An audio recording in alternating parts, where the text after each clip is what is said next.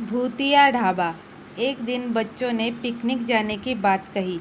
यह सुनते ही अंकिता की रूह कांप गई, क्योंकि उसे एक पुराना किस्सा याद आ गया। ये बात तब की है जब अंकिता 10वीं क्लास में पढ़ रही थी। एक दिन टीचर ने पिकनिक का प्लान बनाया था। अपने सभी दोस्तों के साथ अंकिता ने भी जाने के लिए हाँ कर दी। पिकनिक पर जाना था पावगढ़। पूरा स्कूल पिकनिक जा रहा था, इसलिए करीब 30 बस सभी बच्चों को ले जाने के लिए तैयार थी। अंकिता अपने दोस्तों के साथ सबसे पीछे वाली बस में बैठ गई। सभी हंसते मस्ती करते हुए बस में जा रहे थे। तभी कुछ देर जंगल के पास पहुंचकर उसी बस से तेज आवाज़ आई। ये वक्त रात के करीब 1:30 बजे का था। ड्राइवर गाड़ी से बाहर निकला तो उसे पता चला कि टायर फट गया है। ड्राइवर ने सबसे कहा कि बस का टायर बदलने में करीब 2 घंटे लगेंगे। आप सभी नीचे उतर जाइए, मैं इसे बदल देता हूँ। आप लोग पास के ढाबे में जा सकते हैं, वहाँ गर्म गर्म चाय पी लीजिए और मैं इस टायर को फटाफट बदलने की कोशिश करता हूँ। ड्राइवर की बात सुनकर सभी बस से उतर गए और पैदल चलते हुए पास के ढाबे में पहुँचे। वहाँ एक बूढ़ा व्यक्ति चाय बना रहा था। इतनी रात को ढाबा खुला हुआ और किसी इंसान को चाय बनाते देख सबको हैरानी हुई। उस बूढ़े इंसान ने कहा, आप सब चाय पी लीजिए, यहाँ अक्सर लोगों की गाड़ी खराब हो जाती है, इसलिए मैं अपना ढाबा हरदम खुला रखता हूँ। आप जैसे राहगीरों को कुछ मदद हो जाती है। उनकी बात सुनकर सबने चाय का ऑर्डर दे दिया। उन्होंने कुछ ही देर में सबके लिए चाय बनाकर मेज पर रख दी। चाय पीते हुए अंकिता की आवाज़ एकदम ढाबे की छत की तरफ गई। वहाँ अंकिता ने एक औरत को सफ़ेद रंग की साड़ी में खुले बाल लहराते हुए देखा। कुछ देर बाद वो ज़ोर ज़ोर से हंसने लगी। भले ही हंसने की आवाज़ किसी को सुनाई नहीं दे रही थी, लेकिन अंकिता ने उसे मुंह खोलकर हंसते हुए देखा था। ये सब देखकर अंकिता ने डर के मारे आंखें नीचे झुकाई।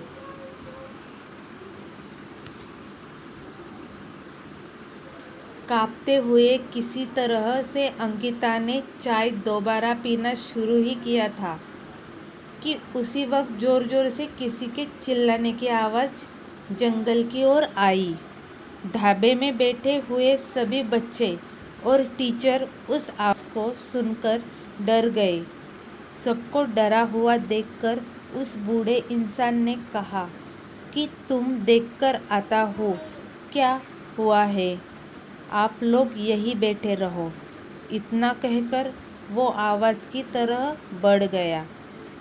तभी एक लड़की को खून की उल्टी लगातार होने लगी।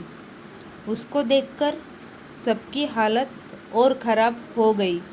उसी समय एक टीचर ने कहा कि तुम सब आगे जलाओ और उसके बगल में बैठ जाओ। सबने मिलकर आग जलाई और गोल घेरा करके बैठ गए। टीचर ने सख्त लहजे में सबसे कहा दिया कि अकेले कोई नहीं जाएगा। वैसे भी सब इतना डरे हुए थे कि अकेले नहीं जाने की हिम्मत हो नहीं रही थी। आगे के पास बैठे बैठे 3 बज गए। तब कहीं जाकर वो बूढ़ा इंसान जंगल से लौटकर आया। उसने सबकी तरफ देखा और कहा कि उस चीख को सब भूल जाना, नहीं तो जीना मुश्किल हो जाएगा। इतना कहकर वो ढाबे के अंदर चला गया।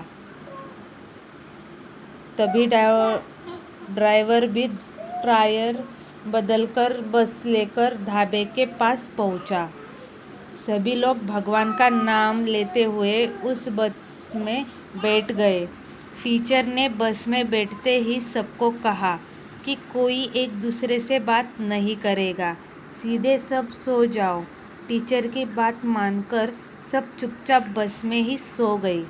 उसके बाद पिकनिक स्पॉट पर पहुँचे और करीब एक हफ्ते बाद घूमकर आ गए। पिकनिक में किसी ने दूसरे बस के बच्चों से उस रात के बारे में कुछ नहीं कहा, क्योंकि टीचर ने मना किया था। लेकिन पिकनिक से लौटते ही सबने अपने दोस्तों और दूसरी क्लास वालों को इस भूतिया घटना के बारे में बताया। आज पिकनिक का नाम सुनते ही यह भूतिया ढाबे की कहानी अंकिता के मन में आ गई और बच्चों को पिकनिक भेजने से उससे डर लगने लगा।